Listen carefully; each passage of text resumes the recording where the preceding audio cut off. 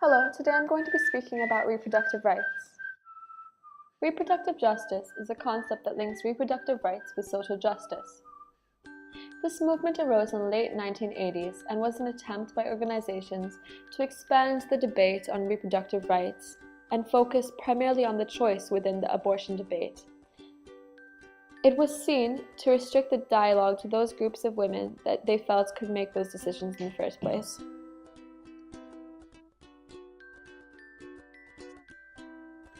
Much has changed since 1980, and while the debate on abortion is still an ongoing one, it is much different than it was 30 years ago. Today I'll be talking about the series of trials and acts that were put in place by the Supreme Court and the Congress that helped change the debate on abortion and helped in ways further the pro-choice movement, but also further the pro-life movement. Roe v. Wade is the first trial that I will be talking about today. The trial challenged a Texas statute that made it a crime to perform an abortion unless the woman's life was at stake. The court struck down the law and recognized that the constitutional right to privacy was broad enough to encompass a woman's decision about whether or not she wanted to terminate her pregnancy.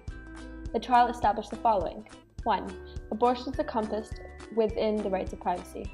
2. Restrictions on abortions must be narrowly tailored to serve compelling state interest.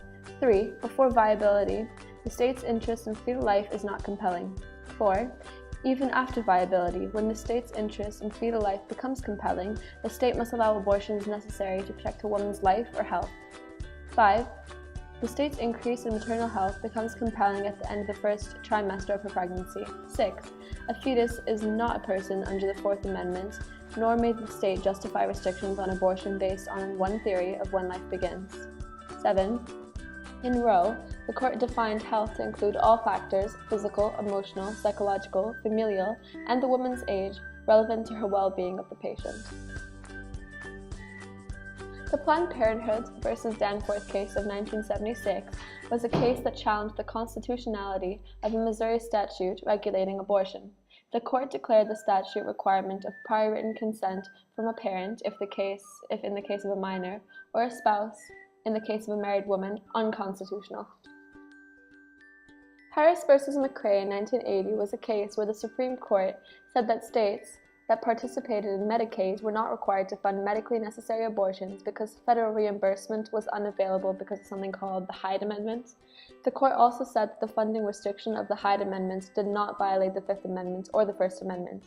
The court said that a woman's freedom of choice did not carry with it a constitutional entitlement to the financial resources to avail herself of the full range of protected choices.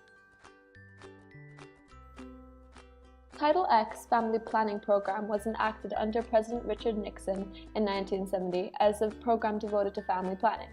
It was designed to prioritize the needs of individuals from low-income families and those who otherwise did not have access to health services. Its overall purpose was to promote positive birth outcomes and healthy families. By preventing unwanted pregnancies using birth control, the numbers of abortion yearly dropped in the United States drastically. In 2008, this program helped 1.94 million women with unintended pregnancies and helped prevent 800,000 abortions simply by teaching better planning. All the good that the Roe v. Wade decisions did were ruined in 1989 when the Webster v. Reproductive Health Services came to court. The court upheld the Missouri law that imposed restrictions on the use of state funds, facilities, and employees in performing and assisting abortions. The Supreme Court allowed states to legislate in an area that had been protected by the Roe v. Wade decision, setting some states 10 years back. Planned Parenthood v. Casey was a case in 1992 decided by the Supreme Court in which constitutionality of several Pennsylvania state regulations regarding abortions were challenged. The court upheld the constitutional right to have an abortion but altered the standards for analyzing restrictions of that right. The case was an important one in the history of abortion decisions because it was the first case that provided an opportunity to overturn Roe. The Stenberg v. Carhart case in 2000 was heard by the Supreme Court dealing with Nebraska law which made performing partial birth abortion illegal, without regard for the health of the mother.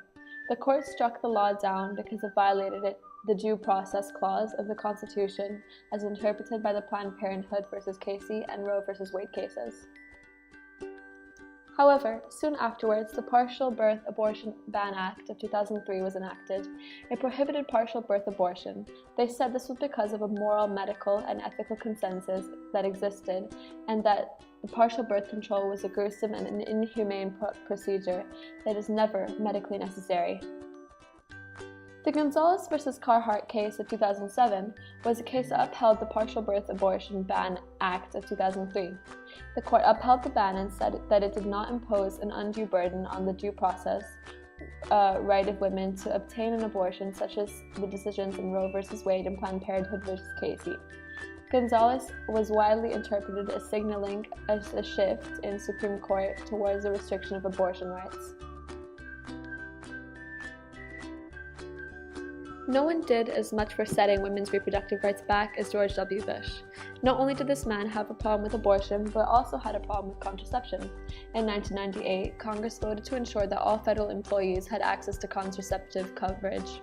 However, when President Bush came into power, the first thing he did was request to remove this benefit from the federal employees' health plan. He did this even though he was told that the coverage added no additional cost to the health plan premiums. Just last year, a new act was passed called the Child Custody Protection Act. This act would make it a federal crime to transport a minor across state lines for an abortion unless the parental involvement requirement of her home state had been met.